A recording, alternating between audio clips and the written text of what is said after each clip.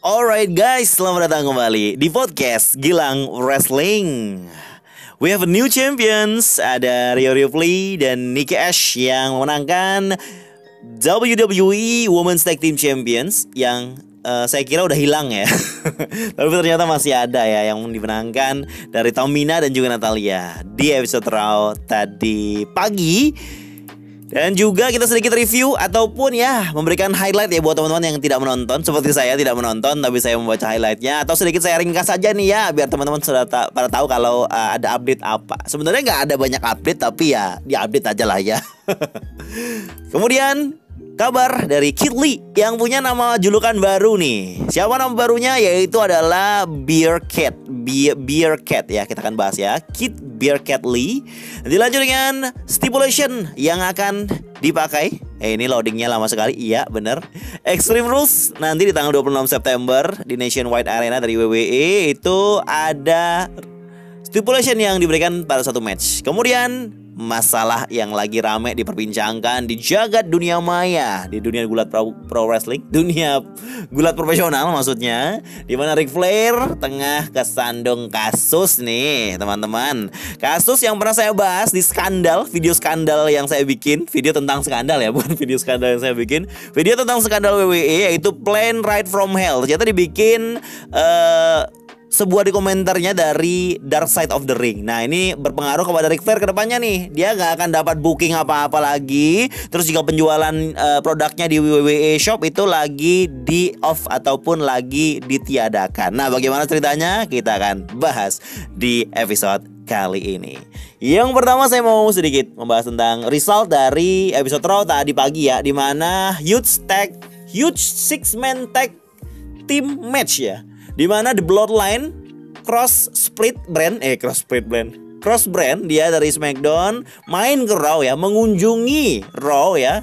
Jadi brand split kemana nih, ada yang nanya brand split kemana, kok ada Bloodline ataupun Roman datang ke Raw, terus apa bikin New Day kemana datang ke SmackDown. Ya namanya storyline dan suka-sukanya pemimpin WWE, jadi kita harus terima aja ya. Tapi yang jelas itu bermanfaat, baik tujuannya untuk membuat ratingnya bagus dan penonton excited. Ya semua pada senang dong ya. Ini kayak berasa Survivor Series lah ya. Tapi bukan di Survivor Series. Ini mungkin menjelang brand split kali ya, buat penegasan aja begitu.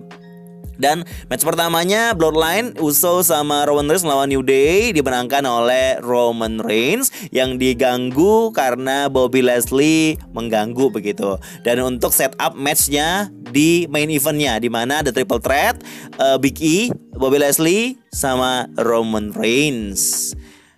Kemudian matchnya ini Doudrop lawan Eva Marie yang dimenangkan oleh Doudrop. Kayaknya terakhir kemarin Doudrop menang juga deh. Ini storyline-nya rematch terus ya. Skip aja yuk. Terus juga Randy Orton sama AJ Styles ini memang lagi feud banget nih mereka berdua ya, dimana RK Bro feud sama AJ Styles dan Omos ya.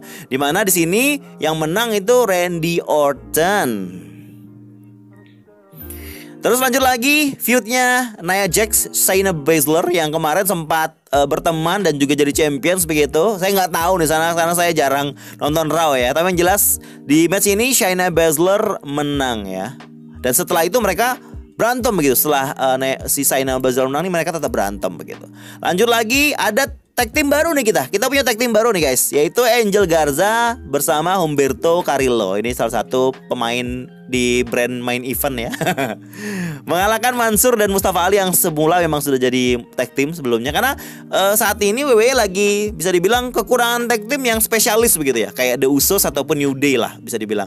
Mereka malah fokus ke yang single jadi tag team begitu, kayak Omos sama AJ, RK Bro. Terus juga nih baru lagi ada Mustafa sama Mansur dan juga Angel Garza dan Humberto. Nama mereka belum jelas nih apa jadi namanya nih. Sama yang menang tag team champions itu juga Nikki Ash sama Rhea Ripley ya, nggak ada namanya. Ini juga semua tag teamnya nggak yang spesialis begitu ya, cuma single dikasih tag team biar dapat storyline begitu.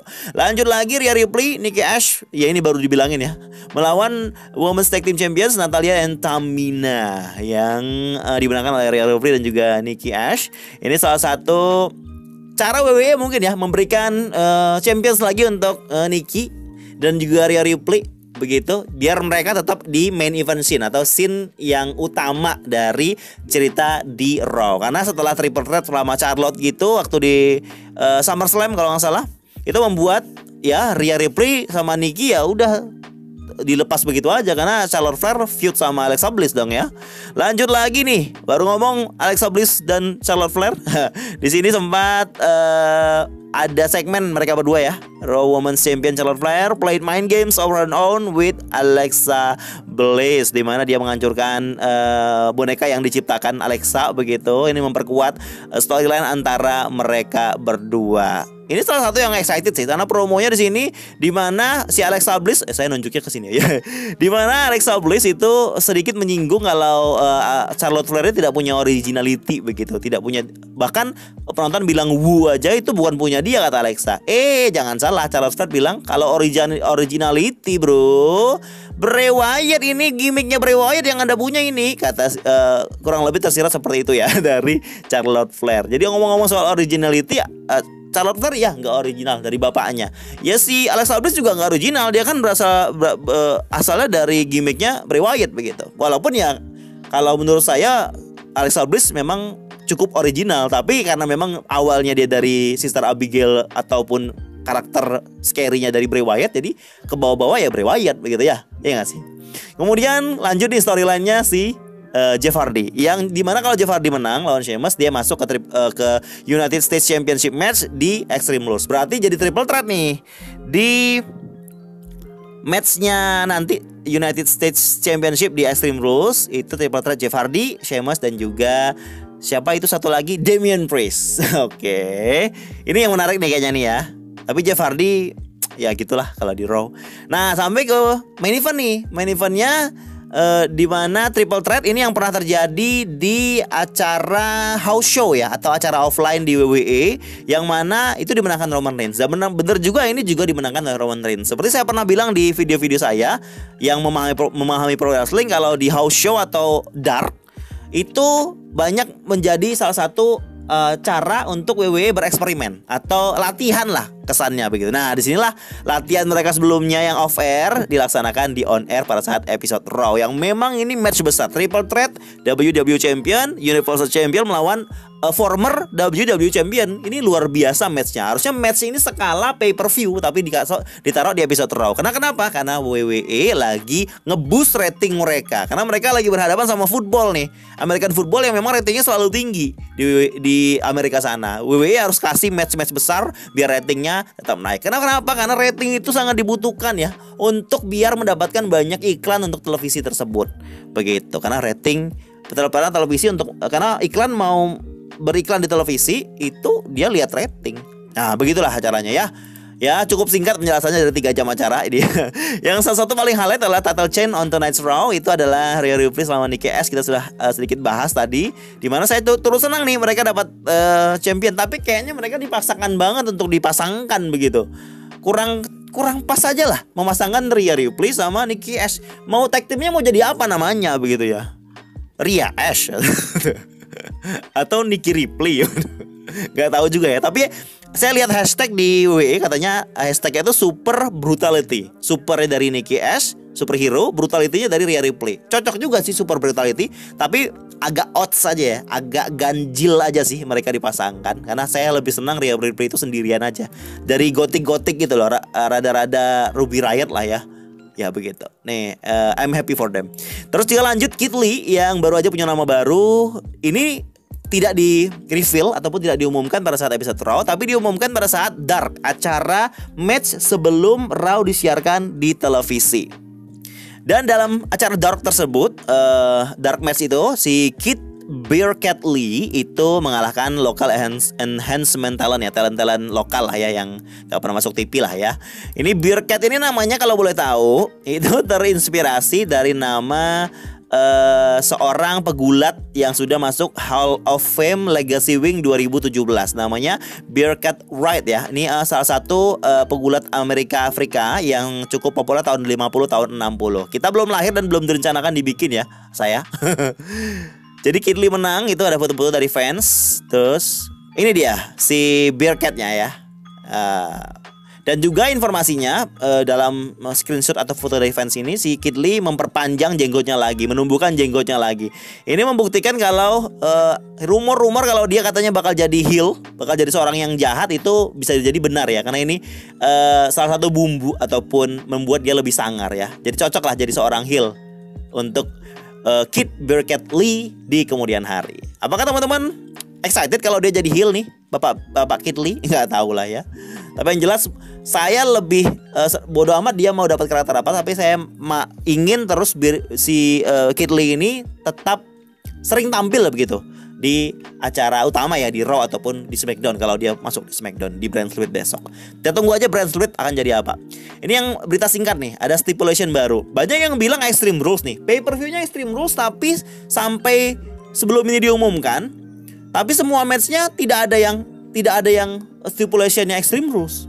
Sampai diumumkan kalau yang Extreme Rules match-nya adalah main event-nya The Demon Finn Balor versus Roman Reigns, itu akan Extreme Rules match. Kita sudah bahas soal match-nya ini gimana ya. Tapi mungkin mereka akan bertanding di luar ring mungkin, atau di penonton, atau bahkan di luar stadion, atau di luar venue, kita nggak tahu ya. Salah satu yang nggak ada disqualification, dia jelas ini match Extreme Rules sama ini triple threat-nya. Ini tidak ada disqualification-nya. Lanjut lagi nih yang terakhir nih.